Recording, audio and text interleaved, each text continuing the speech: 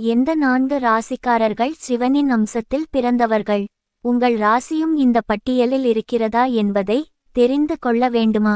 வாங்க பார்க்கலாம். பூமியில் மனிதனாக அவதாரம் எடுத்திருக்கும் 12 ராசிக்காரர்களும் அந்த இறைவனின் அம்சத்தில் பிறந்தவர்கள்தான்.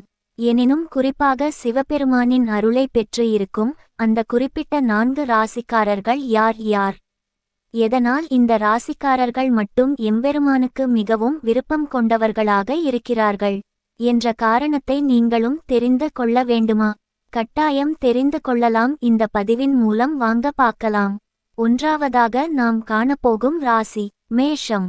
மேஷ ராசிக்காரர்களுக்கு இயற்கையாகவே ஆன்மீக சம்பந்தப்பட்ட செயல்களில் ஈடுபாடு அதிகமாகவே இருக்கும். தெய்வத்தின் மீது அதீத நம்பிக்கை கொண்டிருப்பார்கள்.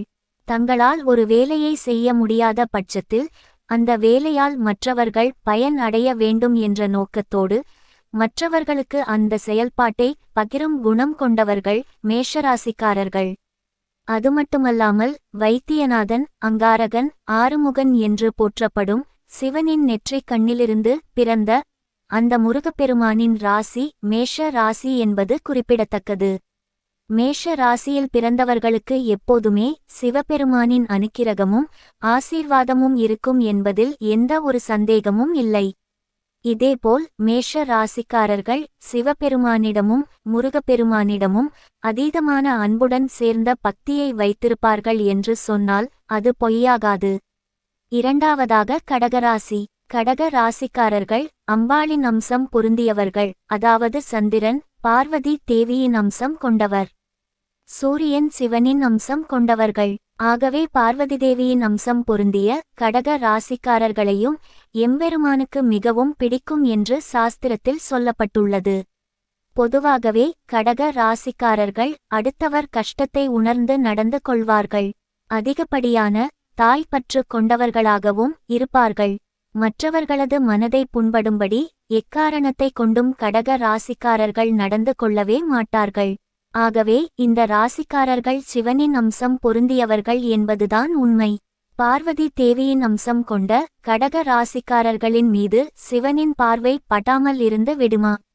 நிச்சயம் சிவனின் பார்வை படும்.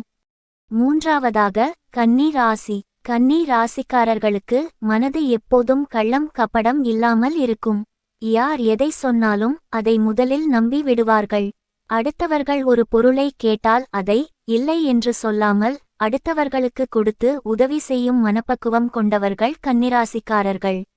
முடிந்தவரை மற்றவர்களுக்கு நன்மை மட்டுமே செய்யக்கூடிய இந்த கன்னிராசிக்காரர்களும் எம்பெருமானுக்கு மிகவும் பிடித்தவர்களாகவே சாஸ்திரத்தில் சொல்லப்பட்டுள்ளது. நான்காவதாக கும்பராசி. உழைப்பையே உயர்வாக நினைத்து கொண்டிருக்கும் பூரண கும்பத்தோடு வாழும் தகுதி பெற்றவர்கள் கும்ப ராசிக்காரர்கள். ஆனால் இவர்கள் எல்லோரையும் வெகுளித்தனமாக நம்பி விடுவார்கள். எல்லோரும் நல்லவர்கள் தான் என்ற நம்பிக்கை வைத்து உதவியை செய்துவிட்டு ஏமாந்து நிற்கும் இவர்களையும் எம்பெருமானுக்கு மிகவும் பிடிக்குமாம். அடுத்தவங்க சந்தோஷமாக இருக்க இவங்க கடன் வாங்கி செலவு பண்ணுவாங்க.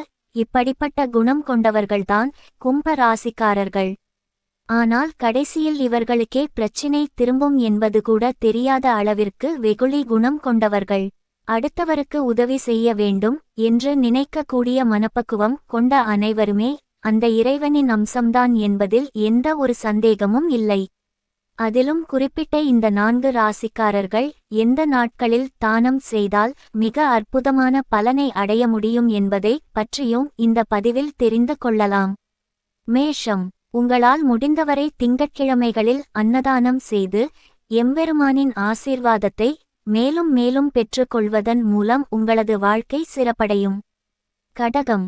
கடக ராசிக்காரர்கள் ஆண்களாக இருந்தாலும் பெண்களாக இருந்தாலும் கஷ்டப்படும் பெண்களுக்கு உதவி செய்வது அதிகப்படியான பலனை பெற்று தரும். அதாவது உடல் ஊனமுற்ற பெண்கள், படிக்க முடியாத பெண் குழந்தைகளுக்கு உங்களால் முடிந்த உதவி இப்படி செய்து வரலாம். கன்னி.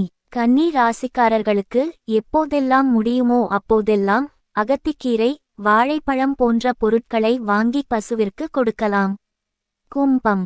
கும்ப ராசிக்காரர்கள் திங்கட்கிழமைகளில் உங்களால் முடிந்த உதவிகளை ஏழை எளியவர்களுக்கு செய்யுங்கள். அன்னதானம், ஆடை தானம் போன்ற பொருட்களை இல்லாதோர்க்கு தானம் செய்வது உங்களது வாழ்க்கையை மேலும் வெற்றி பாதையில் அழைத்துச் செல்ல உதவியாக இருக்கும். மேலும் இதுபோன்ற ஆன்மீகம் சம்பந்தமான பதிவுகளை காண ஓம் சிவசக்தி ஆன்மீகம் எனும் நம்ம சேனலை சப்ஸ்கிரைப் பண்ணுங்க. நன்றி.